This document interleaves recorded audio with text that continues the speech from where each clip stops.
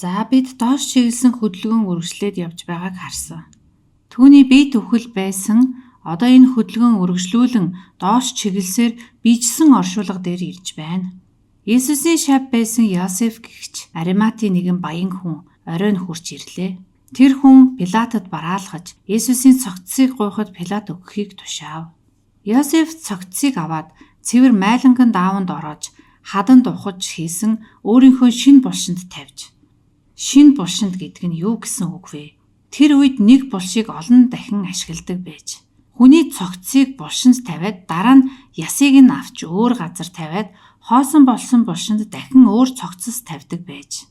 Йосефийн булшийг өмнө ер ашиглаж байгаагүй байх нь. Тэр баян чинэлэг хүн байсан болохоор энэ булшинд өөрийгөө нас барсны дараа оршуулуулах гээд хадгалж байж.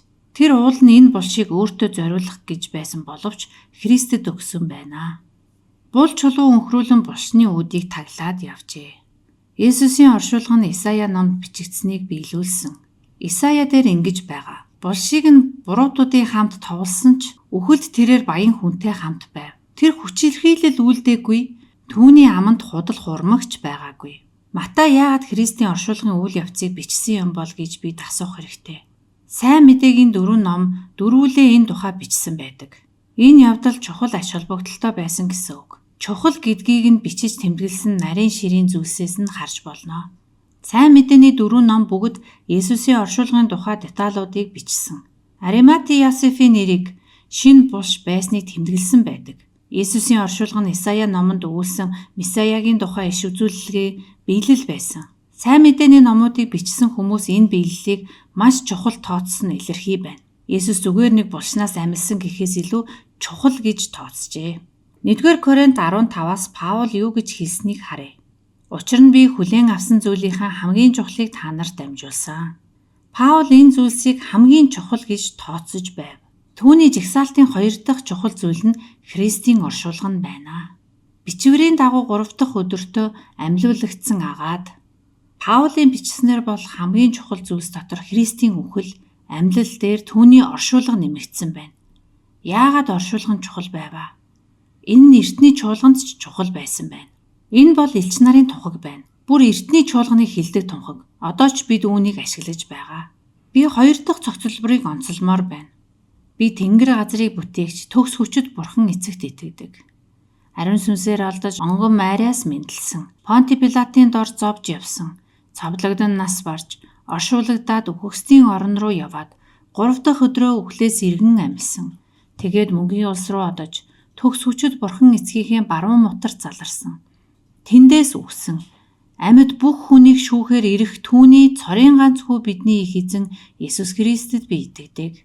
Ариун нэгдмэл чуулган, ариун хүмүүсийн нөхөрлөл, гмийн уучлал, биеийн дахин амьлал болон мөнхийн амьдралд итгэдэг. Амен. Гэхдээ дараа нь тунхаг дээр энэ үгсийг нэмж оруулсан. Үхэгсдийн орон руу яваад Христ булшлагдсан төдийгүй үхэгсдийн орон руу явсан гэж тунхагт бичжээ. Энд яг юу болсон бэ? Энэ үгийг сүлд нь нэмж оруулсан. Бичээст үхэгсдийн орон гэдэг нь үхсэн хүмүүсийн байх газар юм. Хуучин гэрээнд энэ үгийг үхсэн хүмүүсийн байдаг газар гэж ойлгодог байсан. Энэ газар нь үхсэн хүмүүс л байдаг болохоор хэн ч очихыг хүсэхгүй газар байсан. Гэхдээ энэ нь там биш. Там бол ял шийтгэлийн газар. Үхэгсдийн орон гэдгийг янз бүрийн уламжлалт өөр өөрөөр тайлбарладаг. Ромын католик, зүүн ортодоксийн үзлэр бол гэж үздэг. Лимбогийн тухай сургаал нь зөвхөн Ромын католикт байдаг ба төр зуурын шүүлтийн газар юм. Үлдсэн нүгэл нь гүйц цэвэрлэгдэж эсвэл өөр хүн тухайн өгсөн хүний төлбөрийг нь төлж бүрэн чөлөөлтөл байдаг газар. Тэгэхээр Христ үхээд доош очоод хуучин гэрээний ариун хүмүүсийг лимбогоос чөлөөлсөн гэж үздэг. Лютерт энэ сургаал огт таалагдахгүй байсан зөв үндэслэлтэй. Энэ сургаалаараа Ромын сүм хүмүүсийг мүлжиж ашиг хонжоо олдог байсан ба энэ бол Библийн сургаал биш байсан. Үхэгсдийн орон гэдэг үгийг Лютер өөрөөр тайлбарлсан. Лютеран үзлэр бол Христ там руу яваад сатанд өөрийн ялалтыг харуулсан гэдэг. Христ там руу шүүгдэхээр очсон биш, харин загалмаа дээр хүч чадал ялалтаа харуулахаар тийшээ очсон гэж үздэг. Дараа нь либерал теологчид Хинч там руу яваагүй гэдэг байр суурийг баримтлан үүнийг нотлохын тулд элч нарын тунхагаас Христ тамд очиж өмнө сайн мэдээг сонсоогүй бүх хүнд сайн мэдээ номлосон гэсэн хэсгийг авч ашигласан. За би та нарын хамгийн өндөр магадлалтай үзлийг харуулъя. Просвитантуудын голчлон баримталдаг тайлбар бол Христ 3 өдрийн турш бүрэн үхсэн байсан. Христ там руу явсан гэж Библиэд байдаггүй. Христ бүрэн үхсэн гэдгийг хараалыг бүхлээр нь авч амссан гэдгийг ойлгох нь чухал юм. Тэр шүүлтийн газар болох тамд биш харин хуучин гэрээнд өгүүлэгдсэн үхэгсдийн оронд байсан. Христ үхсэн байсан ямар ч хүний адил үхмэл байсан. 3 хоног үхмэл байж ялзан хүүрээс гарах үнэр танартай болох хэмжээнд байсан. Энэ яагаад чухал байсан бэ? Христ үнэхээр үхсэн, тэр үнэхээр бушлагдсан, хараалаас болж өөхөх ёстой байсан чухал байсан. Тэр хараалыг бүхлээр нь өөртөө авах ёстой байсан. Ингээд Христ буслагдсныг бид үзлээ. Ямар ч нүгэлгүй тэрбээр нүгэл болж, ямар ч өгсөн хүнээс ялгаагүй үхмэл болж, Бурхны шийтгэл болон уур хилэнг өөртөө авсан. Тэр хараалыг бүхлээр нь өөртөө авсан. Ингээд түүний ажил үнэхээр гүйцсэн. За ингээд бүгдээрээ энд хүрээд зогсъё.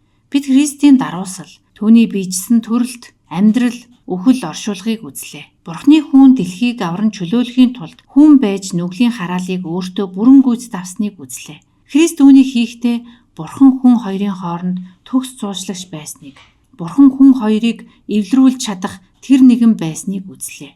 Одоо бүгдээрээ Христийн дарууслын сэдвийг дуусгаад Христийн өргөмжлөлийн тухай үзнэ.